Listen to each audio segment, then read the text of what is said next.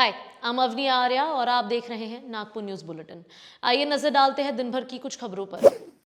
शनिवार 3 दिसंबर को सीताबर्डी के मदन गोपाल अग्रवाल हाई स्कूल के 17 स्टूडेंट्स को फूड पॉइजनिंग होने के कारण उन्हें तुरंत ही लता मंगेशकर हॉस्पिटल में एडमिट कराया गया है। जानकारी के मुताबिक स्कूल के स्टूडेंट्स ने चॉकलेट खाई थी। इसको खाने के बाद स्टूडेंट्स को उल्टियां होनी शुरू हुई। इतने सारे स्टूडेंट्स की एक साथ तबियत खराब होने के कारण स्कूल एडमिनिस्ट्रेशन भी घबरा गया और इन सभी स्टूडेंट्स को हॉस्पिटल्स में एडमिट कराया गया।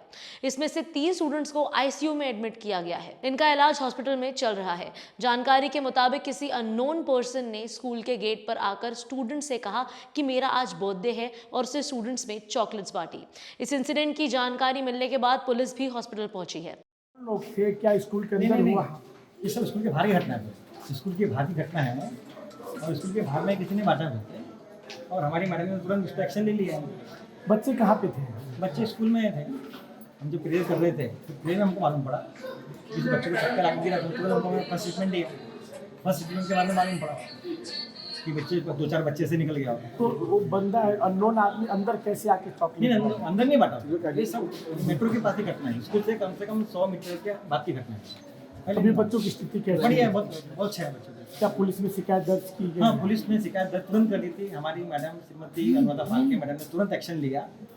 उन्होंने अगर एक्शन ली है उसी के कारण सब बच्चे भी अच्छे हैं। क्या?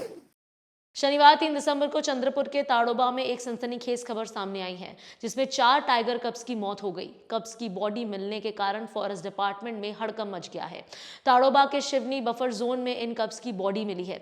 इन कब्स के बॉडी पर काटने के निशान मिले हैं। 3 दिन पहले ही एक टाइगर की बॉडी भी बहुत खराब हालत में मिली थी। जहां अब इन टाइगर कब्स की डेड बॉडी मिली है, उसी के आसपास एक मेल टाइगर होने की भी खबर है। ऐसा अनुमान लगाया जा रहा है कि मेल टाइगर ने इन टाइगर कब्स को मारा होगा। जानकारी ये भी सामने आई है कि इसी एरिया में 2 मेल और एक फीमेल टाइगर होने की वजह से मरने वाले कब्स की मां की पहचान अब तक नहीं हो पाई है। टाइगर कब्स को पोस्टमार्टम के लिए चंद्रपुर भेजा गया है। कब्स और 2 दिन पहले मरने वाली फीमेल टाइगर के डीएनए के इन्वेस्टिगेशन कर पता लगाया जाएगा कि इन कब्स की मां कौन थी। कैमरा लगाकर और फील्ड में घूमकर भी एरिया के टाइगर के बारे में पता किया जाएगा। चंद्रपुर में लगातार हो रही टाइगर्स की मौतों को लेकर फॉरेस्ट डिपार्टमेंट के ऑफिसर्स और फील्ड ऑफिसर्स पर उंगली उठ रही है। तो इसी के साथ अब फॉरेस्ट डिपार्टमेंट के टाइगर्स की सेफ्टी पर भी सवालिया निशान लग गए हैं। इस घटना को लेकर वाइल्ड लाइफ एक्टिविस्ट्स भी नाराजगी जाहिर कर रहे हैं। नागपुर में 19 दिसंबर से विंटर सेशन शुरू होने वाला है। 3 साल के बाद ये विंटर सेशन नागपुर में हो रहा है, इसीलिए इसकी तैयारियां नागपुर में चल रही है।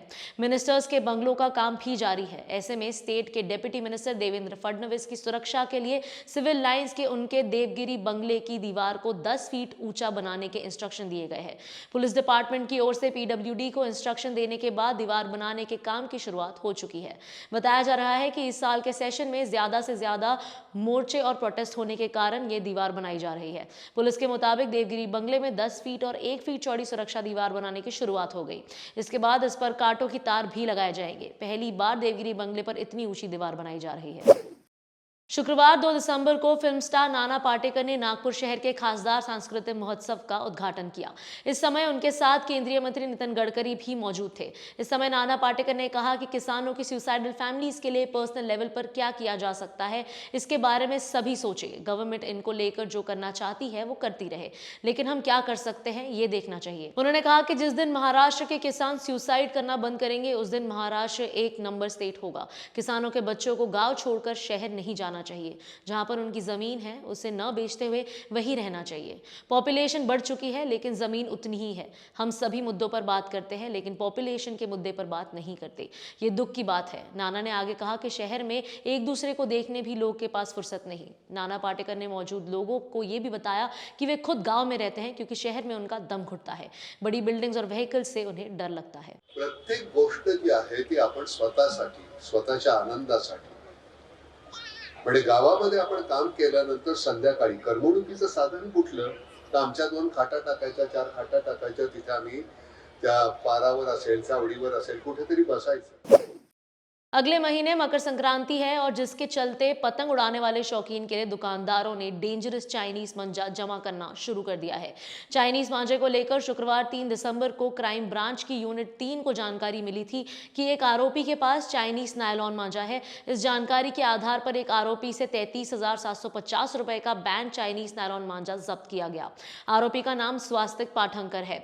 जानकारी के मुताबिक आरोपी दोपहर 1 बजे अपनी बाइक पर एक बोरा भरकर जा रहा था।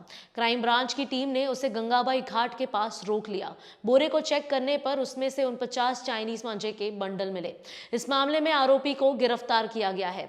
शहर में अब भी कई जगहों पर चाइनीज नायलॉन मांझा बिक रहा है। याद रहे कि इस मांझे के कारण शहर में कई लोगों का गला, चेहरा और हाथ कट चुके, तो वहीं सैकड़ों पक्षी भी इस खतरनाक मांझे से हर साल जख्मी होते हैं। बैन होने के बावजूद लालच के चक्कर में दुकानदार इसको बेचना नहीं छोड़ रहे हैं और दूसरों की जान के साथ खिलवाड़ कर रहे हैं। आज के ऑनलाइन दौर में ज्यादातर लोग दुकान जाने से अच्छा ऑनलाइन शॉपिंग करना पसंद करते हैं, लेकिन कभी कभी ऑनलाइन शॉपिंग के कारण कस्टमर्स को परेशानी भी होती है। शुक्रवार 2 दिसंबर को ऐसे ही एक मामले में कंज्यूमर फोरम ने कस्टमर के फेवर में डिसीजन दिया है। जानकारी के अनुसार मोहसिन अहमद ने 3 अक्टूबर 2021 को स्नैपडील से 1888 रुपीज के जूते खरीदे थे। 15 अक्टूबर को उनको जूतों की डिलीवरी दी गई। जब उन्होंने पार्सल खोलकर देखा तो उसमें यूज किए हुए जूते थे। इसके बाद उन्होंने स्नैपडील के कस्टमर केयर से कई बार कांटेक्ट किया, लेकिन उन्हें कोई सेटिस्फैक्शन नहीं मिला। आखिरकार उन्होंने कंज्यूमर फोरम में शिकायत की। District consumer grievance redressal commission ने इस मामले में स्नैपडील पर 5,000 रुपए का फाइन और कस्टमर को 1,878 रुपए लौटाने के ऑर्डर दिए हैं। इस वीडियो के प्रोड्यूसर हैं विक्रांत चांडेलिया, स्क्रिप्ट लिखी है शमानंद तायडे ने और कैमरा के पीछे हैं अनुराग राउत। आज के लिए इतना ही। कल फिर मिलेंगे नई न्यूज बुलेटिन के साथ। Nation Next, News Hub for New India.